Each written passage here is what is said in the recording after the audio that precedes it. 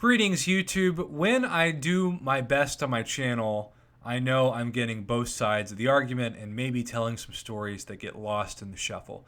Today was seen largely as a win for the community, and rightfully so, with so many champs that now can be better counters for the Hyperion Map 5 mini-boss. And I've heard some people who have said, Prof, who cares? No one does map 5. I don't think people who only do map 6 and map 7, I don't think they realize how many people do map 5 in this community. I would say thousands of alliances, no hyperbole, do map 5. So this affects a lot of people and is definitely worthy of a conversation. But that brings us to today's video. You see, I had somebody reach out to me who I've talked to before. His name's Dark Armor. And he is a huge Symbiote Supreme user. He is a big believer in this champion.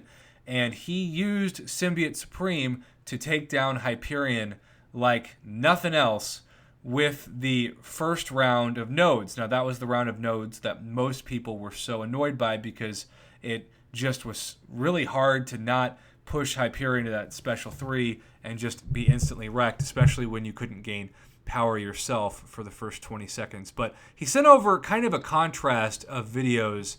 And before I play these, he sent along this message.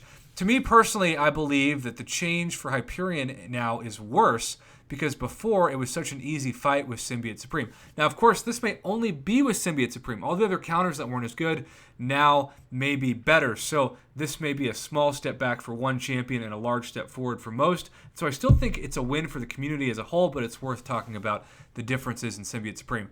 He said, I'll have to adjust my tactic. I'm thinking about never letting him go past 1 bar of power. So once he reaches 1 bar, try to get him to spam his special 1, because if he has 2 bars of power, then he'll probably revert to defensive mode and just sit there and block and gain power until he gets his special 3. Also, while he's in defense, maybe he can hold block and force them to do a heavy and then go from there. His Symbiote Supreme is at Sig 195, and if he pairs him with Venom the Duck, that gives him the ability that once the stagger falls, another one will be placed back on the enemy. So that was a lot of mumbo jumbo, I know, but let's see what used to happen. You'll see at the start of this, actually, he kind of took us into about a minute of the fight already, but you'll see the bleeds are on him, and besides that, you just have so many awesome nullifies instantly with the power gain. And that causes, of course, a great bit of passive damage that takes down Hyperion exceptionally quick. This is why so many have said that Symbiote Supreme for that mini-boss fight is the top-tier option along with champs like Luke Cage. Now let's look at the new version. Same exact fight, got that Venom the Duck, and Symbiote Supreme attack team. And we will watch this from the start. So, fight starts, and even though he's not able to gain power for that first 20 seconds, still, he of course doesn't have as much to nullify because it's just Hyperion's basic power gain. This is causing Hyperion to still gain quite a bit of power, but without taking the nullify damage that he was taking previously. This is a problem since now that Symbiote Supreme, 20 seconds in the fight can finally gain power himself, Hyperion is still safely at over 2 bars of power, and he's incredibly defensive in his AI. I do believe that it makes sense that Kabam made the AI of this Hyperion mini extremely passive. Not so passive that it feels quite like an all-or-nothing node, but at times pretty close. Certainly not as powerful and active as we've seen in the past with even arena fights that are labeled as quote-unquote hard difficulty. So he does get a special 3 off against Hyperion, but of course the problem is that Hyperion is also now at a special 3, and so he has to wait to basically suffer the damage of that special 3, which is happening now. And he did not have to worry about that really at all before.